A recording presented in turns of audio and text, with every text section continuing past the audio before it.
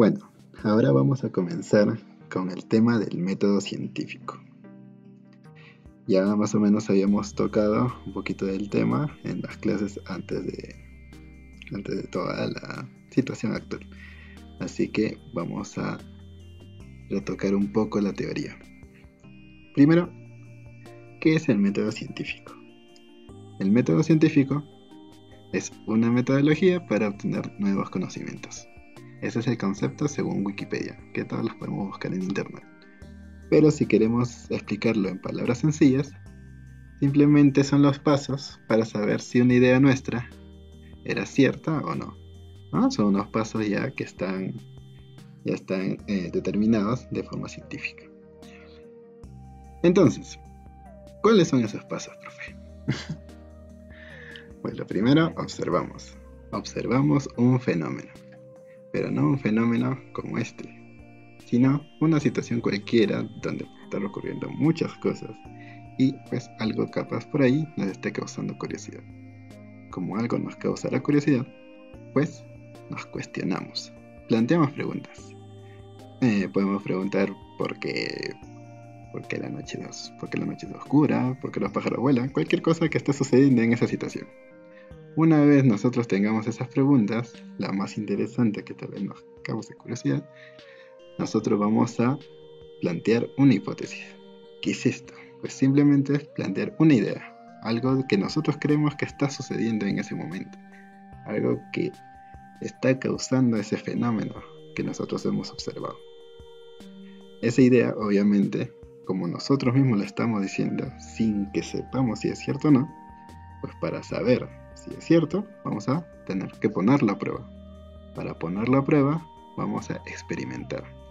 Experimentamos. Obviamente no siempre la palabra experimentar se refiere a estar en un laboratorio con batas como en la imagen, sino simplemente poner a prueba lo que nosotros hemos planteado en la hipótesis. Lo podemos plantear con distintos casos de control, que son casos en los que no sucede el factor especial que nosotros creemos que está ocasionando el fenómeno, y otros casos en los que sí estamos poniendo ese factor especial y luego vamos a ir comparando. Una vez comparemos, una vez experimentemos, una vez lo ponemos a prueba nuestra idea, finalmente pasamos a las conclusiones. Concluimos. Aquí nosotros nos daremos cuenta si lo que nosotros planteamos como hipótesis, si nuestra idea estaba correcta o no. Si no está correcta y nos hemos equivocado, pues no es el fin del mundo, simplemente vamos a tener que replantear nuestra hipótesis, vamos a tener que retroceder unos pasos.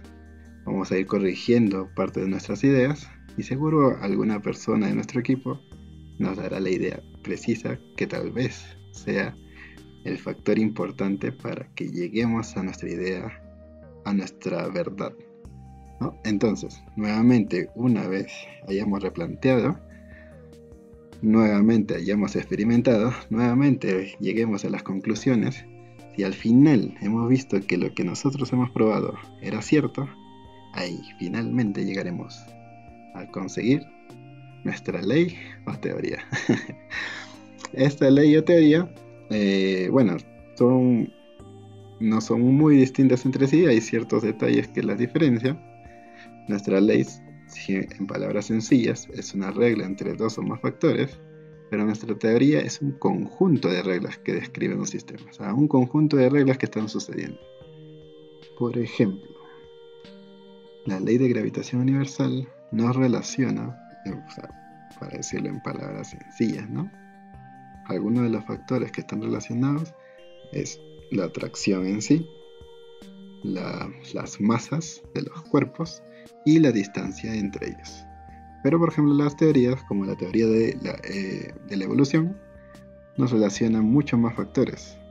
Factores como la alimentación, factores como la adaptación al clima, factores como los distintos depredadores que algunas especies han tenido, ¿no? Y las áreas geográficas, hay muchos factores, ¿no?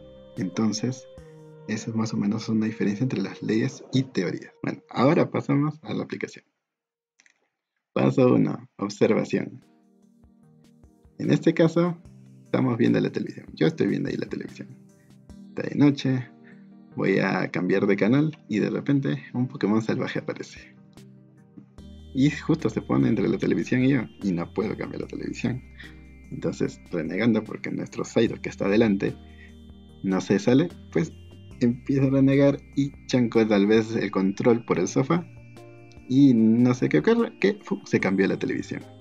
Y a partir de ahí pueden resultar muchas preguntas, ¿no? Ese sería el paso 2. Nos cuestionamos. ¿Qué tipo de preguntas puede salir? Pues, por ejemplo, ¿por qué se prendió la televisión si había un Psyduck entre la televisión y yo? Otra pregunta puede ser, ¿por qué se prendió la televisión si ni siquiera apuntaba hacia ella? Otra pregunta, ¿qué hacía un Psyduck en mi casa? Y otra pregunta puede ser, ¿por qué me hago tantas preguntas? ¿Estarán todas relacionadas? Pues vamos a ver. Luego de cuestionarnos tanto, ahora planteamos nuestra hipótesis. Para eso vamos a pensar en los factores que pueden estar relacionados a este fenómeno. Y aquí es donde empezaremos a lanzar una lluvia de ideas. Por ejemplo, uno comienza, los controles remotos emiten una señal infrarroja. Si es luz infrarroja lo que emite, debe comportarse como luz normal. Entonces debe poder rebotar en superficies que reflejen la luz, ¿verdad? ¿Un espejo o con una superficie clara sería suficiente? ¿Influirá que haya muchos muebles o será igual? Y si Psyduck tenía la culpa, pues bueno, quién sabe. Como ya sabemos, siempre el payaso del grupo lo descartamos y nos quedamos con las ideas más serias. Y finalmente, una vez acomodemos todas las ideas, vamos a plantear nuestra idea, nuestra hipótesis, la cual en este caso será: la señal del control remoto puede rebotar en las superficies hasta llegar a la televisión. Esa es nuestra idea, eso es lo que nosotros creemos que pasa y lo que nosotros pondremos a prueba. Entonces ahora pasamos a la experimentación. Vamos a poner a prueba nuestra hipótesis. Para eso, obviamente acá no se va a mostrar, pero vamos a imaginar que hemos hecho varios casos. ¿No? Vamos a poner todos estos casos en los que también meteremos el factor del estado de las pilas, si estaban bien cargadas o si estaban desgastadas. Entonces, tenemos una columna para pilas gastadas y una columna para pilas nuevas. Nuestros casos van a ser 6. Nuestro caso de control, en la que es apuntar directamente a la televisión. Obviamente, como dice acá arriba en la tabla, todos los casos va a ser con un mueble entre la televisión y el televidente. Obviamente no podemos conseguir un Psyduck, así que vamos a poner un mueble cualquiera. Caso de control, caso 0, apuntar directamente a la televisión con ese mueble en medio. Caso 1, apuntando hacia un lado, pero sin pared. Caso 2, apuntando a una pared libre de color oscuro, ¿no? Al lado de nuestro mueble. Vamos a tratar de que rebote, pero esta pared va a ser de color oscuro. Un caso 3 va a ser apuntar a esa pared, pero esta vez va a tener un color claro. Y el caso 4, vamos a apuntar a una pared, pero con muchos muebles. Tal vez repisas, tal vez una repostera, cosas así. Y el caso 5, vamos a apuntar a una pared, pero que tiene un espejo en él. Y aquí yo recuerdo que cuando el Psyduck se metió entre la televisión y yo, había un espejo en la pared. Así que vamos a ver qué es lo que pudo haber pasado. Empezamos a hacer las pruebas con el caso 0. Apuntar directamente a la televisión con el mueble entre los dos. Obviamente se espera que no se prenda la televisión, ni se cambie, ni nada, ¿no? Entonces obviamente tuvimos 0% de casos favorables en los dos casos. Por más que las pilas estén nuevas, no ocurría nada. Para el caso 1, vamos a apuntar a un lado pero sin pared. Obviamente, como nuestra idea es de que rebote, no debería pasar nada, ¿no? La señal se debe ir de largo. Entonces, al final no pasó nada. Ni con las pilas gastadas, ni con las pilas nuevas. La televisión se quedó igual. Para nuestro caso 2, ahora vamos a apuntar a una pared de color oscuro esperando a que rebote para que llegue la televisión. Cuando las pilas estaban gastadas, pues solamente un 5% de veces la televisión reaccionó. Cuando las pilas estaban nuevas, pues un 15%, ¿no? Había unos casos más. Obviamente aquí, ¿qué podemos pensar? Pues que tal vez el color oscuro de la pared absorbe la luz, que es lo que ocurre normalmente, pero con la luz infrarroja, pues quién sabe. Tal vez hemos fallado mucho en el momento de apuntar, capaz el ángulo no era el correcto, pero la cosa es que hubieron pocos casos. Para el caso 3 hemos apuntado a una pared de color claro.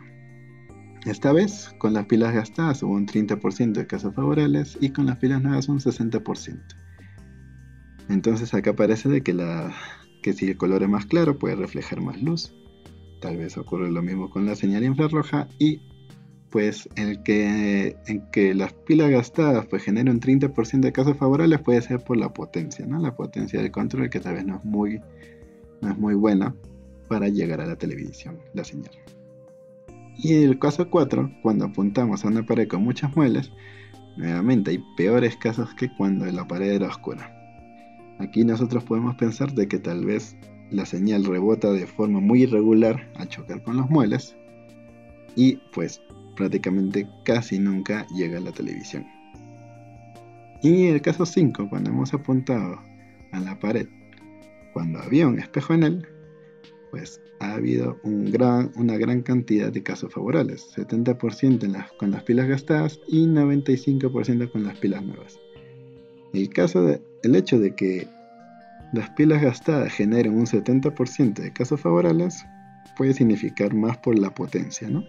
Capaz la potencia no es muy buena para llegar hasta el televisor, ya que tiene que hacer un camino mucho más largo, pero aún así hemos logrado bastantes casos.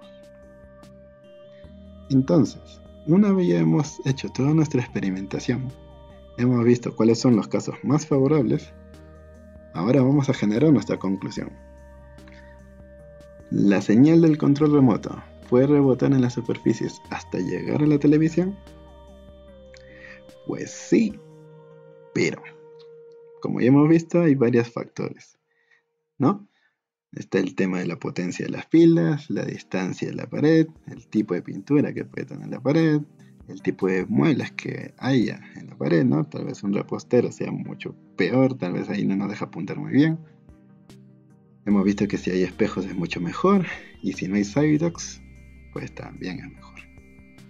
¿Así? Entonces, nosotros acá, tal vez nuestra hipótesis no sea muy equivocada, pero tal vez tenemos que corregirla un poquito. Y finalmente podemos dar nuestra teoría, ¿no? Nuestra teoría sería que podemos aprovechar los espejos y superficies claras y libres para controlar la televisión cuando tengamos obstáculos entre los dos. Es una teoría un poco larga. Obviamente decimos teoría porque hay varios factores que están inmersos acá y que obviamente tendríamos que explicarlo más adelante, ¿no? O sea, ese sería como nuestro título y tendríamos que hacer nuestras explicaciones de por qué hemos llegado a esto, ¿no? Y cómo la relación entre los factores. Pero obviamente eso no lo vamos a poner acá. Pero esta es una idea general. Entonces, ahora te toca a ti. Vas a observar un fenómeno un fenómeno que esté sucediendo a tu alrededor. Vas a hacerte preguntas sobre lo que te causa curiosidad dentro de ese fenómeno, dentro de esa situación. Luego vas a plantear tu hipótesis, vas a responderte a ti mismo, vas a plantear una idea y obviamente vas a tener que ponerlo a prueba, ¿no? Vas a hacer tu experimentación. Obviamente no hagas nada peligroso. Cosas sencillas, cosas simples. La cosa es que entiendas el método científico. Y si te sale mal, pues replantea la hipótesis, corrige los detalles que tú creas que sean convenientes y vuelve a intentarlo hasta que llegues a una idea verdadera. Obviamente trata de no pensar en algo muy complicado, simplemente planteate una idea sencilla, algo que sea cómodo de experimentar y si te sale mal a la primera, corriges la idea y llegas a la verdad. Para saber si llegas a la verdad simplemente tienes que poner a prueba tu idea, experimentarlo y muéstranos tu teoría o ley, sea cualquiera el caso. Espero que te haya gustado la clase y espero ver tu método científico aplicado. Nos estamos viendo. Revisa tu aula virtual para descargar tu tarea. Nos vemos. Chau, chau.